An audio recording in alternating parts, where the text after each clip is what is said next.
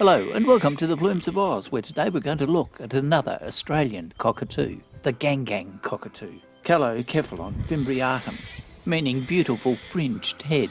For the male gang has a beautiful red head, and being a cockatoo, it has a crest. But the crest feathers are little threads, giving it this fimbriated appearance. The female doesn't have the red head, but it does have red banding over the chest and belly. The redhead male on the left is obvious, and typical for cetaceforms. The female doesn't have the bright colours and is more grey. The only red colours in the female are the little orange pinky wisps, maximised in the bands over the abdomen and chest. So the gang cockatoo has significant sexual dimorphism. The male and the female are easily separated. Note also that the female bird is slightly bigger. Amongst other Australian cockatoos, For example, the sulphur-crested or the galah. sexual dimorphism is far more subtle. Yet here in the gang, separation of male and female is quite easy. A male gang drinking. It's unusual for gangs to come to the ground, except to drink. They are for all purposes arboreal feeders. They don't eat grass seed, like many of the other cockatoos. And notice how the fimbriated crest here moves back and forward. So this is not the erectile view. It is just a floppy headdress. Large old-growth tree, and I can hear gangs calling. It's August, a little bit early for them to be breeding, but this is the sort of tree that they like. Look, two gangs flew out, and you can hear the creaky, great sound of their call as they fly. The reason they flew is that these birds were investigating hollows, and they were disturbed because sulphur-crested cockatoos also came into the same tree looking for hollows. This is the hollow that they flew from. And at the base of the hollow there's a little bit of sawdust showing that the birds have been cleaning. Here in the Canberra, Australian Capital Territory, the male waits at the entrance to a typical nesting site. Gangs have the typical cetaceform type activity. They are in pairs, bond for life. They do allopruning, where the male and the female will scratch at the feathers on the back of the neck and under the chin, where the single bird has difficulty in reaching. Throughout this video you will hear the typical gang call, the squeaky gate sound. It is mostly monosyllabic, but sometimes there are multiple syllables. The home for the gang is in southeast Australia. They prefer tall tree timbered areas. And here in the Foraging forest of central New South Wales, we are getting towards the upper limit of where we find the gangs.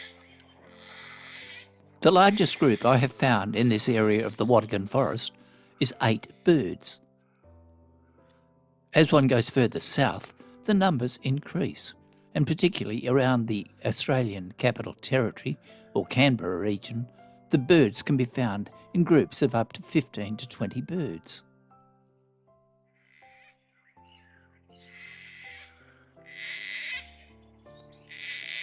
Now I should mention, at this point in the Foraging forest, I often photograph at a water point, and these birds will come in and drink. Remember, they are not grass seed eaters. They don't feed off the ground. They are arboreal feeders, feeding mostly on eucalypt and acacia. It's often thought they have been attracted to Canberra, where they have adapted well to the gardens that have many European trees. Another attractant to them at the water point is the presence of tobacco bush, another seed that they eat. This male gang is moving from the tobacco bush down to the ground to get a drink. Again with the flight, there is minimal wing flap noise, reminding me of an owl.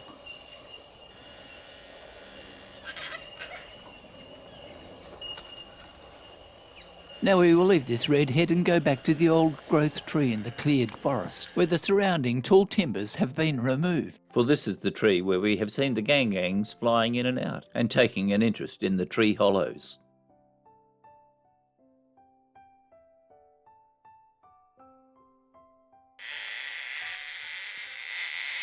This tree is over 30 metres and only 100 metres from where I was photographing at the water point. The squeaky gang call was the first thing that attracted me to have a look at this tree. But when I got there, all I could find was sulphur cresteds feeding on eucalypt seed. Two mature birds. I couldn't even find any evidence of chicks in the hollows, which could also imitate a squeaky call. But again, I then heard the gang call. Initially, I couldn't spot them, but as the sulphur cresteds moved from the canopy towards the hollows of the tree, suddenly two gangs flew out, Startled by the sulphur crested birds exploring the hollows, the same hollows that they were interested in. so the gangs flew, taking off in a roundabout way, coming back into the tree, not to feed or explore, but just to perch and observe what the sulphur cresteds were doing. With the loss of tall timber habitat, the gangs have difficulty in finding nesting hollows, and as you can see, there is heavy competition for suitable nesting sites. Cockatoos need large hollows, and mature trees are the only way for these birds to survive. In the previous year, the gangs were breeding locally, and here a family come in to drink. So let's have a look at the adults and the immature. Male just flew off, and here is the female. See the red banding following that collared appearance over the chest and abdomen. Being a cockatoo, it has a true crest, which is erectile. Another female.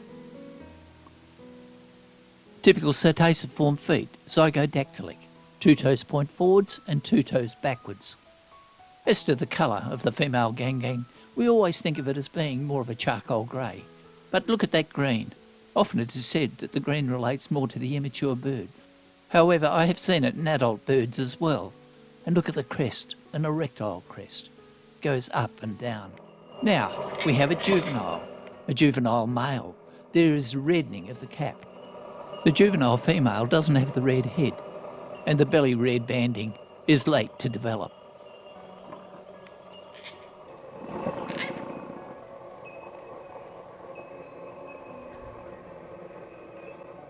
Another female. Not a lot of red on the belly, but more green extending right up into the crest. The crest itself is not well developed, suggesting immaturity, but look at the green sheen going through the greys. So subtle, but adds the allure to the female bird.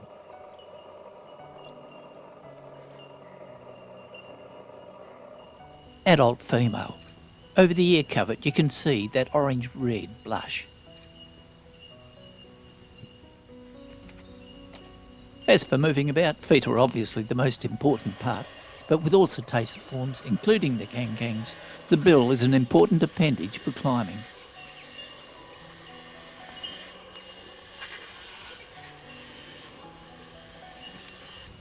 Watch the erectile nature of this male gang crest.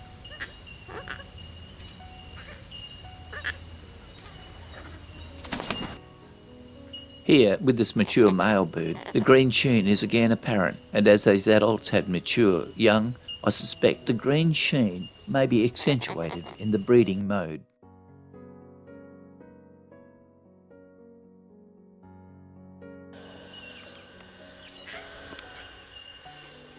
Again the female, and you can see the crest rises and falls.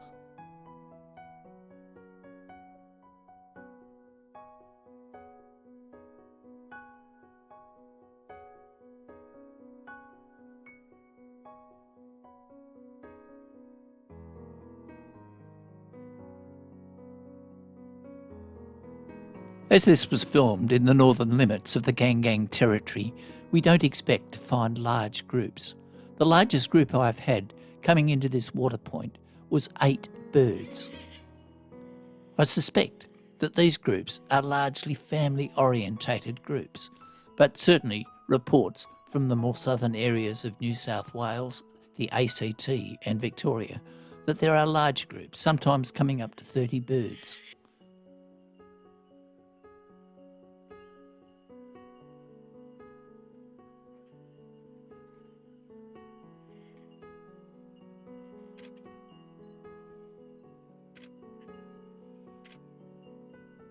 Here in the tobacco bush overlooking the water point, you can see a pair of birds, and then another male comes into the picture. The other 5 birds were up in the top canopy. Again, here this bird flies, coming onto the tripod, and it is virtually silent in its flight motion.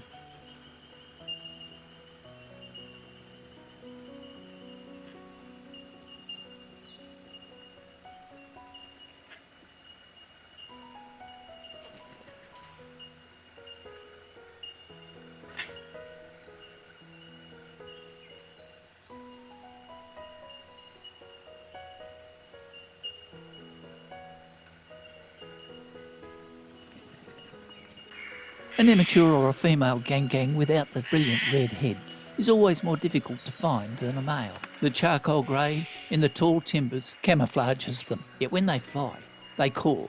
And now we can localise the bird, and this one ended up being an immature male.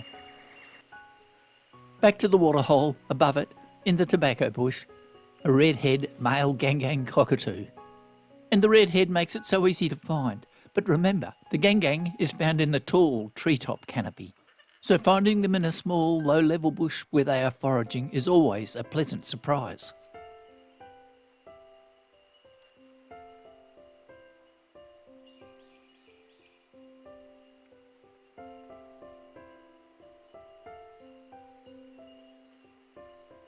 Finally, we need to think about what is happening to the gang cockatoo. Reports suggest that the numbers are in the decline, and this bird has now been listed as endangered, with a 70% drop in surveys carried out for the gang cockatoo. And this decline began in 1999, and it is now thought that there has been a further decline because of the bushfires of the summer of 2019 and 20, where 20% of the habitat of native forest for these birds was destroyed.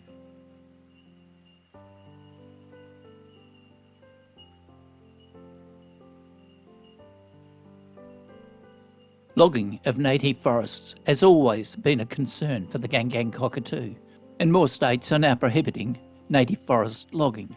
In New South Wales, it is believed that the logging is sustainable, with only 1% of forests being cleared each year, whereas a bushfire has suddenly destroyed 20%.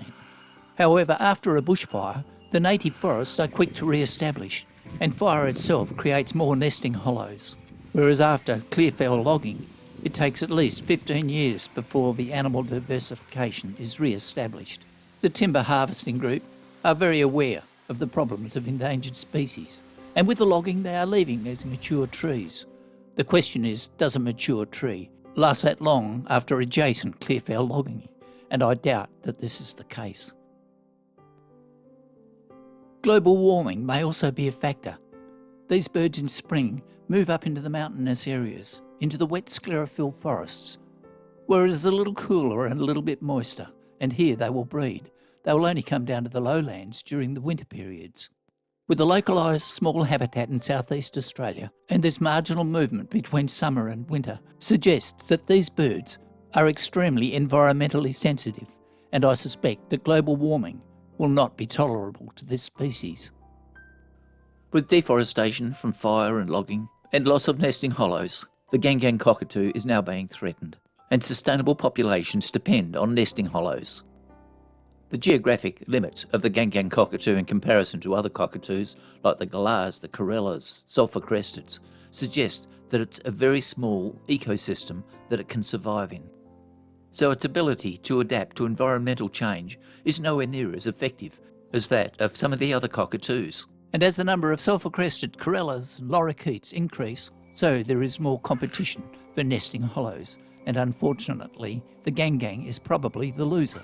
In addition to other birds that use hollows for nesting, the other threat comes from marsupials that also breed in hollows, like the possum.